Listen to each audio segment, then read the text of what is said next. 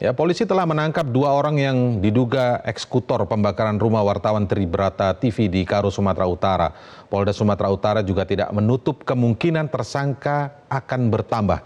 Untuk informasi selengkapnya akan disampaikan jurnalis Edi Sembiring dari Medan, Sumatera Utara. Ya, Edi, bagaimana perkembangan penyidikan kasus pembakaran rumah wartawan Tribrata TV usai penetapan 2 tersangka itu? Indra dan juga pemirsa, kebakaran rumah seorang wartawan Tribrata TV yang menewaskan istri, anak, serta cucunya masih berusia 3 tahun mulai mendapat titik terang. Pasalnya, Polda Sumatera Utara memastikan peristiwa kebakaran yang terjadi pada 27 Juni lalu merupakan peristiwa kejahatan.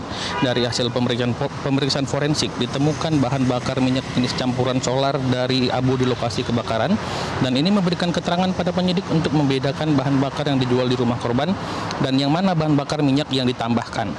Hasil otopsi juga menunjukkan bahwa korban beserta keluarganya masih dalam kondisi hidup saat peristiwa kebakaran terjadi. Polisi juga berhasil mengamankan 2 orang yaitu Y dan R yang diduga eksekutor pelaku pembakaran rumah korban. Sejumlah barang bukti telah berhasil disita oleh penyidik, diantaranya adalah botol penampung bensin, abu bekas pembakaran di tempat kejadian, dan sisa bahan bakar minyak campuran. Selain itu, 1 unit sepeda motor yang digunakan pelaku untuk beraksi juga disita. Y dan R memiliki peran masing-masing dalam peristiwa pembakaran tersebut. Y merupakan eksekutor pembakaran. Y menyiram rumah Riko dengan menggunakan 2 botol air mineral yang berisi solar dan bensin, kemudian menyalakan api. Sementara R berperan sebagai pembeli bahan bakar dan joki sepeda motor Y.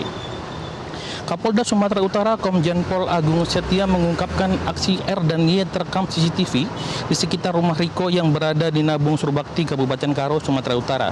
Pelaku juga sempat membeli bensin campuran dari suatu tempat dan terlihat survei rumah Riko terlebih dahulu sebelum melakukan aksinya.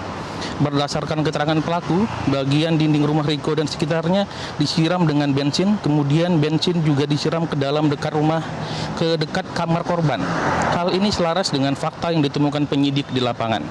Setelah bensin disiramkan dan api melahap rumah korban hingga hangus, pelaku kemudian membuang botol tersebut yang berjarak 30 meter dari lokasi rumah korban. Adapun pasal sementara yang disangkakan kepada Y dan R adalah pasal 187 Kitab Undang-Undang Hukum Pidana dengan ancaman maksimal penjara hidup atau 20 tahun. Agung Setia memastikan penyidikan kasus ini belum berhenti dan akan menjerat pelaku dengan pasal lain jika cukup alat bukti. Dan pemirsa, hingga saat ini pihak kepolisian masih berusaha memburu pelaku lainnya yang diduga terlibat dalam pembakaran rumah Riko Sempurna Pasaribu. Penyidik mengaku telah mengantongi nama-nama lain yang bisa saja mengarah menjadi tersangka.